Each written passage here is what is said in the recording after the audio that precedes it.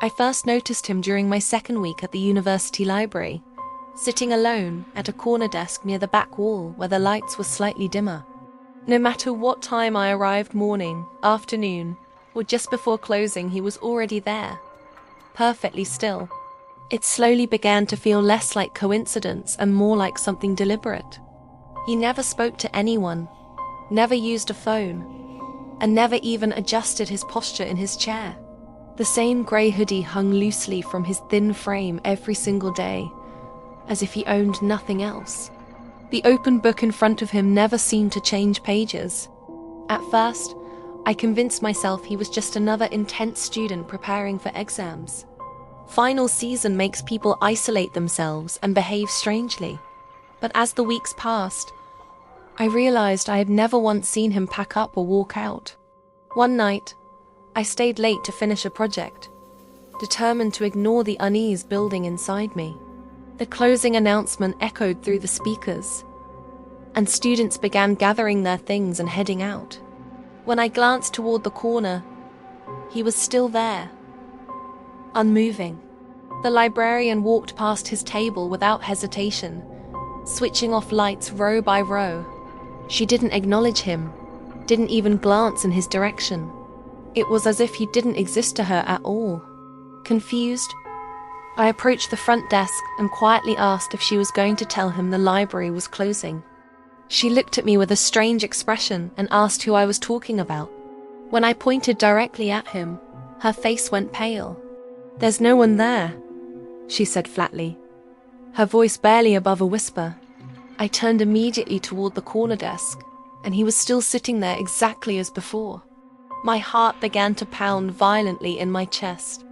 I insisted that he was right there in the grey hoodie, staring at his book like always. The librarian's expression hardened, and she leaned closer to me. She told me I should leave immediately. The lights flickered once, sharply, and I glanced back toward the desk again. This time, it was empty, the chair pushed in neatly as if untouched all day. A chill ran down my spine as doubt began to cloud my thoughts. The next afternoon, I entered the library determined to prove I hadn't imagined it. The air felt heavier than usual as I scanned the back wall. He was there again, in the same seat, wearing the same grey hoodie. My fear slowly shifted into frustration, and I decided to confront him directly. I walked across the quiet floor and sat down across from him without asking permission. He didn't react to my presence at all. Up close, his skin looked unnaturally pale, almost wax-like under the fluorescent lights. His eyes moved across the page far too slowly, as if he were pretending to read. The silence between us felt suffocating. I finally asked what he was studying, trying to keep my voice steady. He didn't blink or shift or even acknowledge the question at first. Then, very slowly, his head began to lift. When his eyes met mine, my stomach dropped instantly. They weren't dark brown or shadowed by the lighting. They were completely black, empty, and endless. A small smile formed on his lips, controlled and unsettling in its precision. It wasn't exaggerated or dramatic, just quietly wrong. It looked like someone practicing how to smile without understanding why. I asked him why he was always there, unable to hide the tremor in my voice. His lips parted slightly before he answered in a dry, hollow tone. He said he was waiting.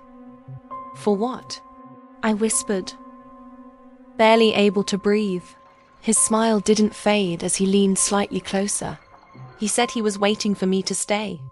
The lights above us began flickering violently, casting broken shadows across the walls. The air around me turned cold, sharp against my skin.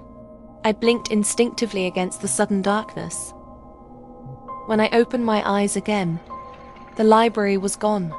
There were no shelves, no desks, no doors, only endless darkness stretching in every direction. He was still sitting directly across from me. But then I noticed something far more horrifying.